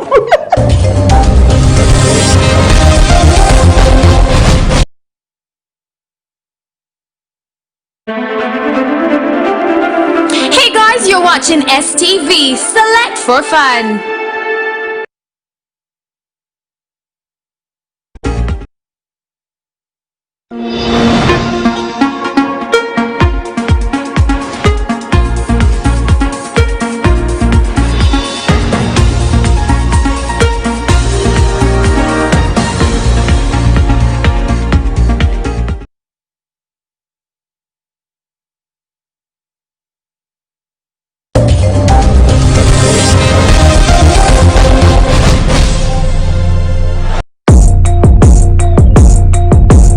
Hey, what's up everybody? How you doing? My name is Him Kim, the entertainment guru, mastermind of fun, joy and happiness. You are watching STV Select for Fun. Era tubaniriza ku show yaffe. Your comes out very well because that's our work. Lero njagala obabuulire ku kintu ekyakuleese wano. Twaza kushutinga video yaffe bagita obulamu nyuma kufa. Olina kulemerako nga SK Mbuga mwana. Nawe n'obeera influential mwana ku community. Otegeera mwana. Okugamba like need to stay kupatira shinyuma newe obudde you have to sit I won't say much about that wabula kimanyi ngeri gyenkikolamu personal wange yampala train then nange ng'omuntu. Don't miss the free pass every Saturday on STV as we get the exclusive access.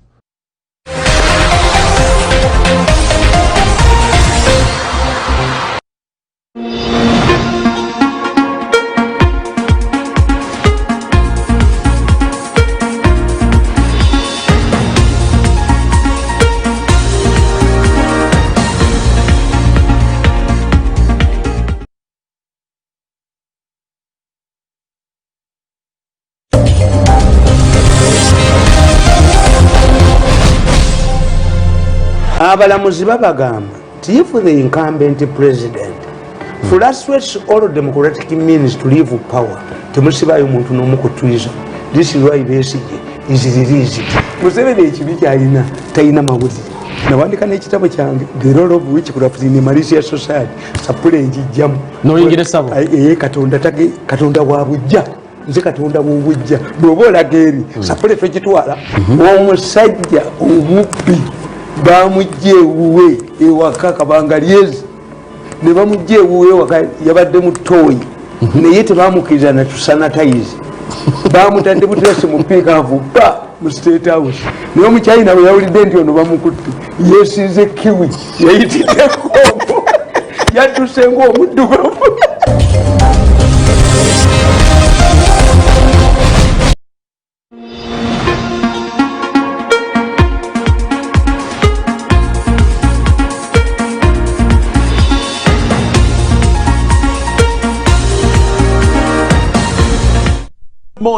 Good morning. Mwasuze mutya mwebale nnyo olunaku lwa n'ekigambo eky'amagezi ku makya ga leero wano ku STV. Mikwano gyange mwe n'abandaba. Mukitegeera bulungi nnyo oba mukimanyi bulungi nnyo nti okwebaza kintu kikulu nnyo. Mukimanyi bulungi nnyo nti okutuula wansi n'owebaza buli kye bakuwadde kikuyamba okumanya n'okutegeera by'olina okukola. Mikwano gyange. Olunaku lwa leero njagala weetegereze era omanyi ekigambo kye bayita okwebaza. Okwebaza kye kitundutundu kye kintu ekimu ekigenda okuyamba obulamu obwo kuimprovinga engeri gy'okwataganamu n'abantu, engeri gy'oba okusobola okuwangaazamu omukwano gwo n'abantu abo. Ekigambo kye bayita okwebaza ne mu kkanisa mu kereziya no muzikiti Katonda nakitubalira okumwebaza. Bwe bakuwa ekintu n'ogamba nti weebale. Mwana wa kitange, tata wange, muganda wange, muto wange, mukulu wange. Omaze okumala ensonga nyingi nnyo.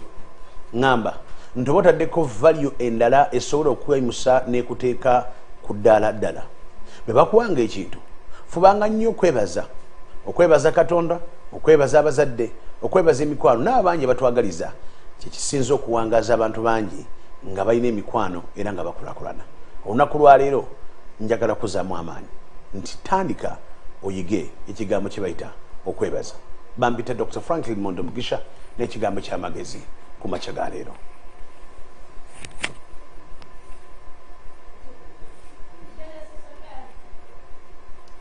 Good morning. It is always a pleasure to watch Pastor Mondo Franklin and the crew. Good morning. You're welcome to the show. It is Genesis with the business angle, and today I want us to talk about the value of money.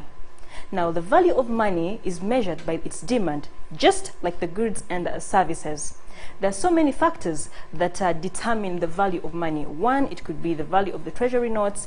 Two, it could be the amount of dollars held by foreign governments. I'm giving an example of the dollar. It means that the more the foreign governments hold the dollars, the more value it has. And then three, it is how much the dollar is buying in foreign currencies. That is very vital. Now, those are some of the factors that determine the value of money. I also want us to look at the factors that affect the demand of money, or the factors that determine the demand of money. I have a graph here. If you look closely, I don't know if you can see it clearly, but some of them are the product of the cycle, the status of the general economy, the customer plans and attitudes, advertisements and sales promotions, reputation for the services, product designing, product quality, and so many others. I want you to know that the value of money affects you in your daily life, at the grocery store, at the gas station, and also in your businesses. And that is why I'm here every morning to give you the forex rates, so you know the rates at which you are trading in your currencies. So I want us to look at the forex rates today. Remember, as I always told you, the rates affect you in your daily life. It could be at the grocery store, it could be at the gas station, or it could be at the businesses that you have. It could be a small business, it could be a big business. Whatever it is, the value or the rates of money are always affecting you. I want to look at the, I don't know why, someone put for me the forex rates, please. I want us to look at the forex rates today.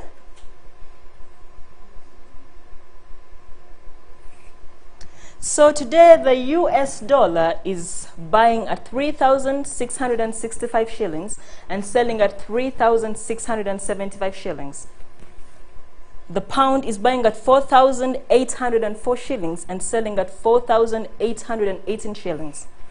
The euro is buying at 4,335 shillings and still selling at 4,347 shillings. The Kenyan shillings at 33 shillings and still selling at 33 shillings. These have stayed the same for the past 3 days. And the Tanzanian shillings are 1.57 shillings and selling at 1.57 shillings. And lastly, the South African rand, which is buying at 211 shillings and still selling at 211 shillings. I got some business tips for you. Starting tomorrow, I'll be showing you a few business tips on how you can start up a small business or a large business at that. Don't forget you're watching the first show. It is Genesis, and don't forget to catch me every Monday to Friday, sometime only on STV.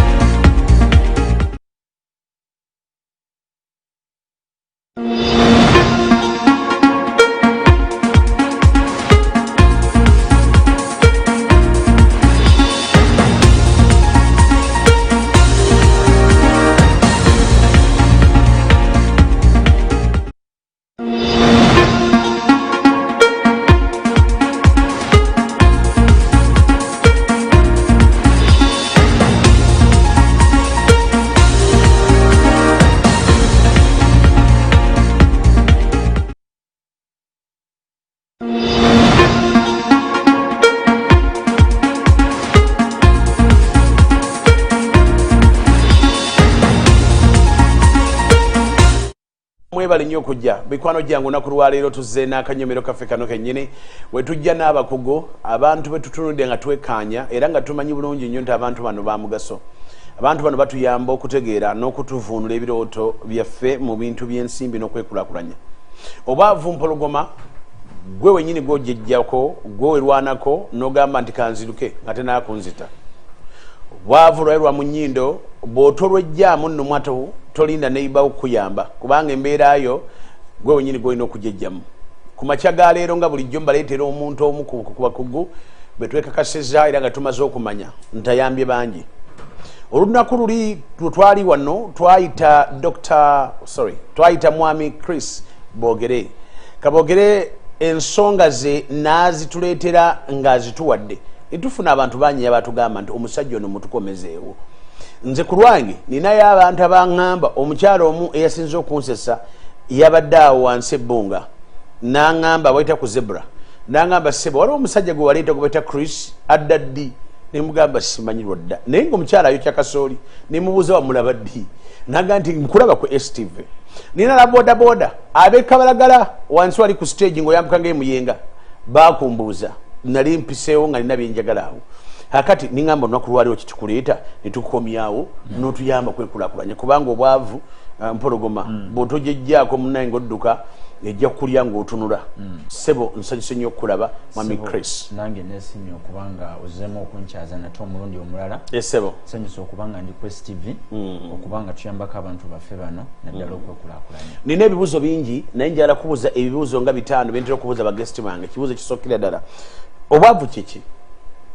Obwavu bwabika bingi.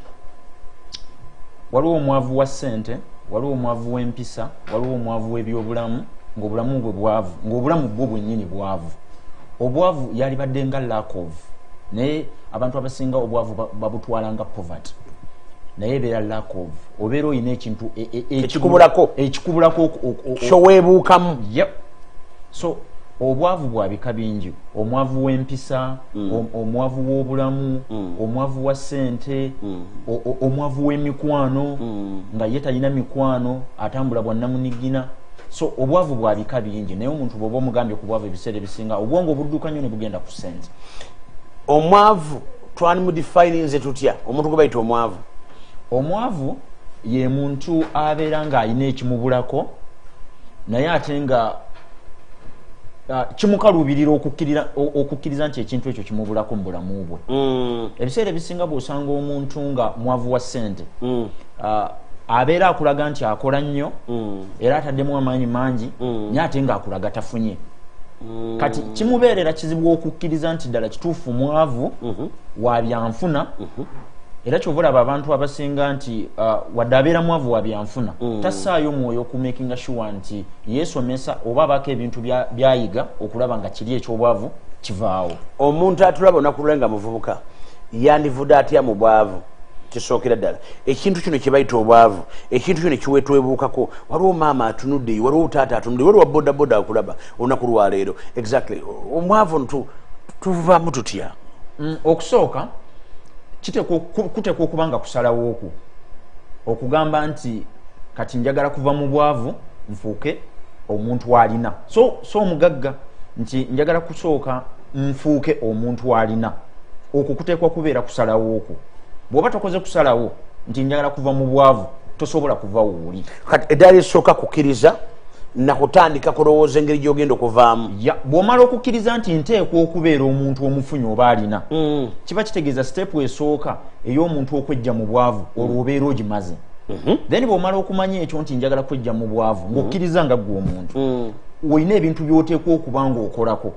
Okusooka omuntu okuva mu bwavu n'agenda mu kufuna oba n'aba nga alina ateekwa okuba nga alina ebintu by'alina ate ng'abikola. Omuzungu zayita principles. Obugagga bulina principles ennono okijjayo bulungi. Obugagga bulina ennono zaabwo omuntu z'alina okugoberera okulaba ng'abukuuma. Kyova olaba nti ebiseera ebisinga ogenda n'olaba abavubuka ng'afunye ssente olwaleero n'omuwa period ya mwaka gumu zonna ne zimuggwako. Ennono ziri ez'obugagga abeera teyafaayo nnyo kuzitegeera nti omuntu wabeera na ssente ateekwa zikuuma atya ne zimubeerako. So bw'osooka n'okukkiriza nti njagala kubeera mufunyi oba mugagga ekyo kye kisooka ku mmeeza then n'olyoka oyiga ennono za ssente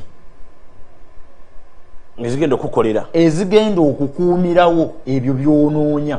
Bw'oba ennono ezo tozimanyi kyova ebiseera ebisinga ntera okubuuza abantu naddala abali mu byenfuna ne mubuuza nti sente mmeka z'oli wiiringi sente mmeka z'oteeseteese okufiirwa okuyiga by'obadde tomanyi okusobola okukuuma by'oyagala. Kadde maako sente mmeka omuntu z'oteeko ntera nnyo okubuuza abantu zeweteekateese okufiirwa z'oteeseteese okufiirwa okumanya by'obadde tomanyi okusobola okukuuma by'oyagala. Bw'oba toli wiiringi kubaako sente z'ofiirwa gwe mutango buli kintu kyonna mu bulamu ekirungi oba ekiwangaala oteekwa okubaako omutango gw'okiteekako gw'okiweerayo ebeera nga saddaaka. Obugagga nabwo wadde abantu abamu batera okukibuzaabuza n'agamba nti abagagga basaddaaka kituufu basaddaaka naye mu ange eyange okusaddaaka okw'abagagga nti balina ebintu bye beerekereza nga bo okubaako ebintu bye bateekwa okufuna. Oteekwa kuba ng'olina ky'ogenda okufiirwa osobole okufuna mulimu okufiirwa osobole okuba nga tufuna. So abasinga bw'oboogera abagagga olinaga nti omugagga yakoze saddaaka bo bamanyi nti saddaaka kuta muntu ebeera eno yakusala bisolo n'ayiwa mu musingi oba kusala bisolo n'ateeka mu bizinensi. Waliwo saddaaka nga ggwe omuntu z'oteekwa okwewaako nti bw'oba olwakufuna olina byonna okwerekereza oba oli mufuna mpola nti neresa essanyu neresa kiraabu neresa airtime awa ejjenjeero nsobole okusevinga okusobola kwetusa ku kirooto nti waliwo ebintu byogenda ng'ofiirwa. Kati okuzaayo emabega katono abavubuka ensangi zino ojja kwesanga nga naddala nze ntunulira nnyo abavubuka abafuna emisaala. Ebiseera ebisinga osanga omuvubuka ng'afuna omusaala gwa $1.5 naye ng'akutte essimu ya $10,000 essimu ya $7,000,000. Kakati essimu ya $7,000,000 ng'ofuna omusaala gwa $1.5 omwaka bwe babeera bakuwa $1.5 obeera oli around approximately oyinza obutasukka $2,000,000 oba 16 naye oyinako essimu ya bukadde bumeka 5. Kakati mu bimpimpi obeera osaddaase omukisa go obeera osaddaase ebintu by'osinga okwagala ng'ofunye ebintu by'oyagala bisanyusa abantu abatakwagala kubanga essimu zino ebiseera ebisinga tuzigula kusanyusa abantu batatwagala.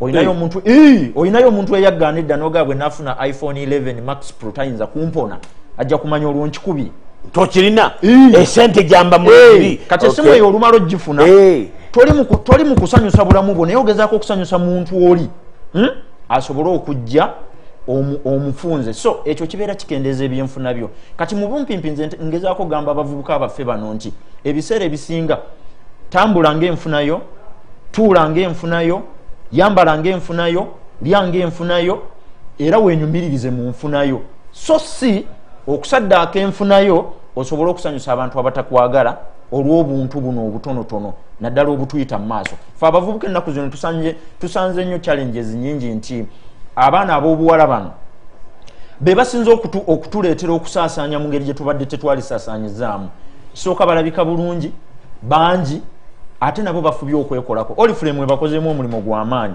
kameeka ako bakakubira ddala okuva ku makya paka njuba kugwa lips tebazikkiriza kkala kakati naawe omuvubuka bw'oba okola n'amaanyi oba making sure nti oyagala abaana bano ab'obuwala mubeere nga mutambulira Chris ku mutimbagano akagamba kasembayo abavubuka abavubuka abaffe naddala abali mu myaka gyange kyensobola okubagamba nti buli muntu yenna asobola okugaggawala mu mbeera yonna era mu ssente z'abaafuna singa asalawo n'abako ebintu ebimu bye yeerekereza omuzungu kyayita delayed gratification nti oteeka okubaako ebintu bye weerekereza okufunirawo mu kiseera ekyo noba nga osobola obipostponinga obifune mu kiseera ekyomu maaso so omuvubuka waffe yatulaba amajolobero gano ag'amasimu ag'engatta ennungi aga designer brands ago tusooke tugasse wansi tusobole okunoonya ebintu bye tusobola okussa mu assets ate assets ezirina positive cash flows tomala gagula assets olw'okuba bagambye ofune asset nyinayo asset yange ya million 10 asset gy'ofuna eteeka okuba nga eyina cash flow positives zoteekwa okuba nga olabako kubanga sente ze ziva mu assets ate ze zikuyambako okuvubiriza liabilities so tukweyanziza nnyo tukweyanzege Mami Chris kabogere olunaku lwaleero webale nnyo okujja ssebo n'okkiriza okujja mukama mukisa mwebale nnyo njagala kunyo okwebaza okumakya ga leero gwatulaba olunaku lwaleero ku STV katonda atuwadde omukisa owulidde nti olina okuba nga ebintu byogula nga si bya muwendo naye nga weefiiriza ebintu ebimu ekyokubiri oyinza okuba nga olina essimu y'obukadde 6 naye nga tofuna mitwalo 2 waliwo bingi byomaze okusaddaaka awo waliwo byomaze okujja mu kkubo ebyandira bikuyamba okubeera omuntu ow'enjawulo katukoma nate kanyomero akaddako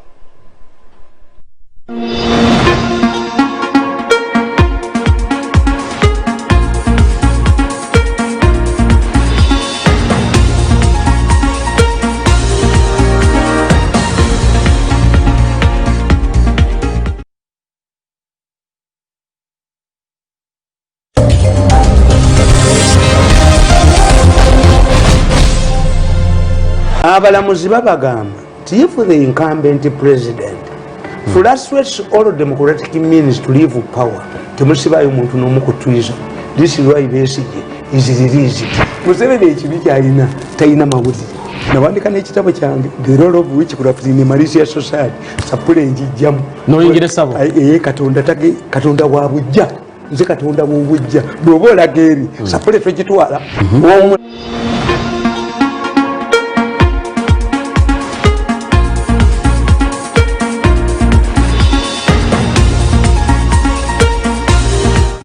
Good morning, Prince Juko, nebyemizannyo simanyi onakulwalira niyawanguddwa Prince Juko. Yeah. Good morning. Njagala okukwaliza n'okwebaza gwe ali ku STV mu kaseera kano kenyini program yaffe yabayita First Show omuli obunyomero obw'enjawulo omuli okuyiga omuli okufuna amagezi kyekisinga okubeera ekikulu era bw'oba toyina amagezi bw'oba tosobola okugafuna okufunako okuyingizaako n'okufulumyako kuyinza okuba okw'enjawulo.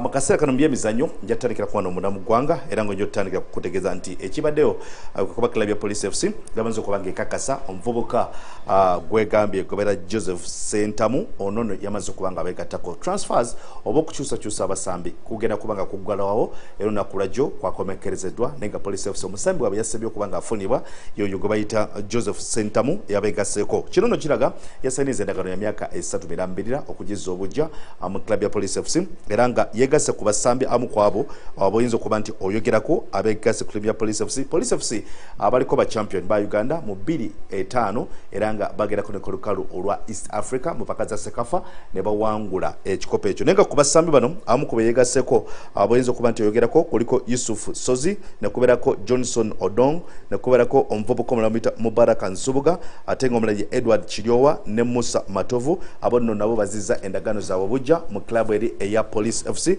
okubanga bagisambira. Wabula Police FC yaleeta n'abasambi oyinza nti abayina obumanyirivu ate nga amanya gaabwe magundiivu gawulika mu muzannyo ogw'omupiira omuli Tony Maweje ono yaliko ku tiimu y'eggwanga The Cranes ate nga n'omuvubuka bamuyita Tom Ikara saako Eric Sejoba ne Muwada Maweje bamu ku abo abeegala club ya Police FC. Wabula ye abakungu bamaze kuba nga bategeeza n'abagamba ekyo kyo kijja kuba nga kibakolera nga tugenzeko abali oggwanga tujja tutandikirako mu ggwanga erya Spain agava mu club ya Barcelona agamaze okuba nga galaga nti president wa club ya Barcelona avudde nategeeza n'agamba nti no ku mulundi guno gwokka agenda kubanga tayagala basambi bano kubanga bakyusibwamu era nga abalowooza okuba nti mutundibwa ekyo kifu si kite bajja kubanga bakikola era ku basambi bano abatagenda kubanga batundibwa mu clubs mangi gade gavudde nga gaboogerako kwe kuli omuvubuka gwe bayita Osman Dembele omuvubuka omulala bamuyita Antonio Griezmann abo bagambye nti abo bo si baakutunda wabula ayongeddeko abasambi okwamba abalala omuli Lionel Messi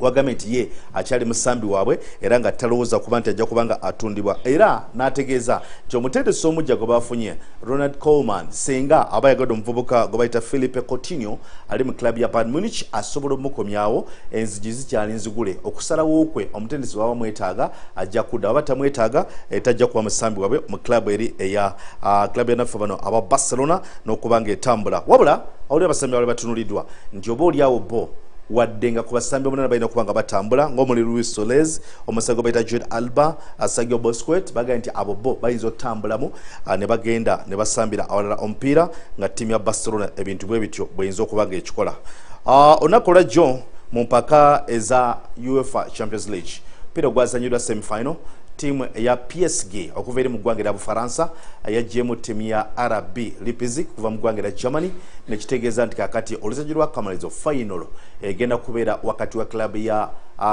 ya PSG okubeera nti ettunka PSG gwe munanga awuliriza nti kati nebbanga ddeneko bwekyanga ezanyo oluzanyo lw'akamalirizo kyenkana emyaka nga 6 mirambirira nga tebagenda ku final eya Champions League naye nga abavubuka ng'oli Angelo Di Maria y'omu ku abo abavubuka abaze ku luzanyo lw'akamalirizo kati balinda olunaku lwaliro ttiimu ya Bufaransa endala egenda okubeera mu nsike gye bayita Lyon agenda kubanga asamba ne ttiimu ya German gye bayita Bayern Munich kitegeeza semi-finals kwaddeko ttiimu za Bufaransa 2 n'eza Germany 2 ate nga abatendesi aba Germany babaddeko 3 kati awo tugenda okulaba amaanyi g'abatendesi aba Germany bakola batya era batendeka batya omupiira naye nga leero omupiira oguliyo ye club ya Lyon agenda kubanga esamba club eya Bayern Munich tetumanyi ani agenda okuyitawo asika ne club eya PSG yamaze okubanga egenda ku luzanyo lw'akamalirizo finals za Champions League zakubayo ngenda kusomeza 23 ku lunaku lwe Sunday ate nga zo finals za Europa zakakasiddwa ku lunaku lwokutaano bwe zigenda kubanga zizanyibwa okwosenja era nga zo zijja kubeera club wakati wa club ya Sevilla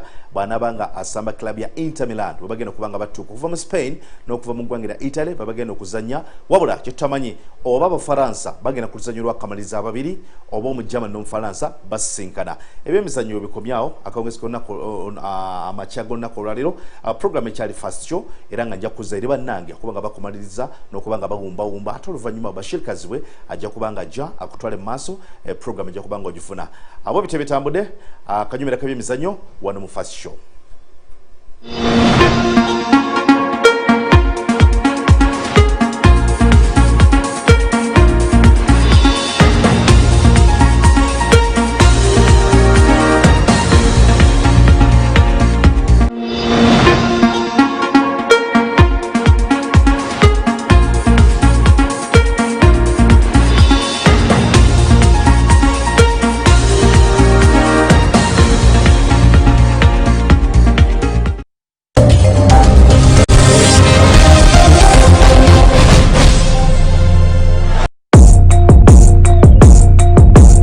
Hey, what's up everybody? How you doing? My name is Him Kim, the entertainment guru, mastermind of fun, joy and happiness. You are watching STV Select for Fun.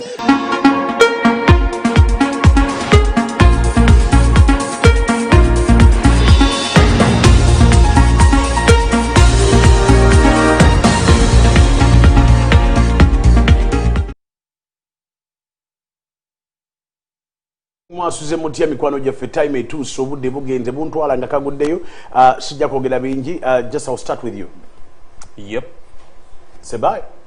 Well, before we do say bye-bye, there's something I want. I don't know how much minutes we have. We don't have time. Meanwhile, what I can say is bye-bye to you, and thank you so much for being such an awesome audience. And we appreciate each and every time that you choose to stick on STV, the first show in particular. May the good Lord of Abraham, Isaac, and Jacob be with you, not until we meet again tomorrow, which is going to be a Thursday, for yet another edition of the first show. My name is Simon Chris Makanga, and for now, I am not around. Well, 0759 597 322. I'll repeat it, 0758, I beg your pardon, 0758 597322, and that is the number of JB Fashions, the guy who dresses me up every day, Monday to Friday, on the first show. Besides that, I'd like to thank all of you who have been part of the show on Facebook, Twitter, and Instagram, and those who watched us on your phone, on your app, and took your time to dedicate yourselves to the first show. We thank you and hope that the next day, that is tomorrow, you'll join us again on the first show. Dawn on the camera, we thank you so much. Mansour on the camera, thank you.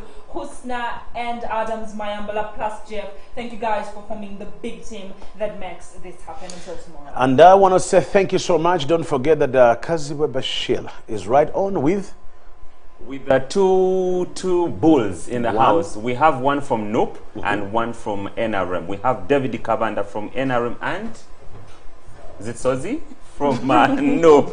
Good morning. I want to say thank you. God bless you. I will see you on Friday. Myself from here, I'm off. Don't miss Bashir Arhaj is coming up with a two beautiful, handsome young men who are going to speak the brain. I think of it's going to be hot. It's going to be hot. See you. Bye-bye.